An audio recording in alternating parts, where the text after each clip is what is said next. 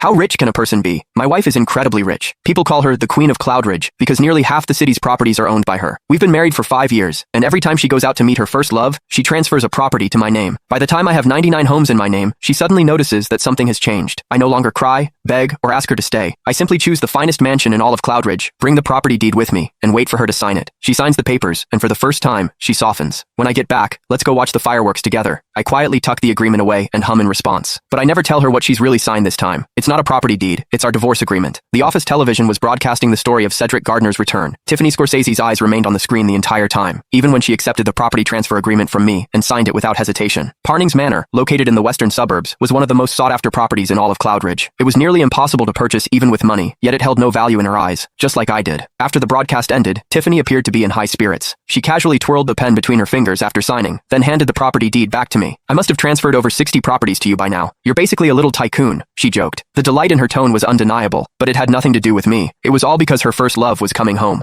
I stood in front of her and simply nodded. The mansion in the western suburbs has a view of the ocean. I really like it. Back when she was pursuing me, I had rejected her 99 times. Her persistence never wavered. After her 100th confession, we got married, but her love didn't last long. It disappeared the moment Cedric returned to Cloudridge, and that day was also our first wedding anniversary. I had been basking in the candlelit dinner she had prepared just for me, waiting with quiet joy for her to come home. Instead, what arrived was a property deed and a brief apology. I'm sorry, Matthew. I missed our anniversary. Will you forgive me? I chose to ignore the heavy scent of an unfamiliar cologne clinging to her skin, and for the first time, I told her I forgave her. To make things fair, I told myself I would forgive her 99 more times. Then came the second time, the third, the fourth. Throughout our 5-year marriage, she left me time and again to be with Cedric. Eventually, she stopped offering explanations. Before going to see him, she would simply hand me the deed to a new property. From the first to the 99th, I forgave her every single time. Now, this was the 100th. But after this, I'd no longer need to forgive her. That realization made me smile. I looked at her calmly, no longer weighed down by emotion. She froze for a brief second, then averted her eyes. At that moment, I saw something unusual in her expression, a hint of reluctance. After hesitating for a moment, she said quietly, "When I get back, I'll take you to see the fireworks." In the past, even the smallest display of kindness from her would give me false hope. I would beg, and I would end up heartbroken, because every time, she would pry my fingers off hers one by one and walk away without mercy, leaving behind just 2 words: "You're insane." But I had already gone insane 99 times. Now that the 100th time had passed, I didn't need to keep lying to myself anymore. Because hidden among the documents I handed her today was a divorce agreement. In 30 days, Tiffany and I would have nothing more to do with each other. There were 25 days left until our divorce was finalized. For the past 5 days, Tiffany's usually quiet social media had become unusually active. During the day, she and Cedric fed pigeons in the plaza. At night, they watched parade floats from the rooftop of a hotel beside the amusement park. I saw every step they took and every place they went together. As for the promise she made to me, I was sure she had already forgotten it. I got up and began packing. The floor was still a mess of scattered clothes and half-open luggage. That was when I received a call from her assistant, Jillian Ferguson. "Mr. Marsden, don't forget the fireworks show at 8 tonight.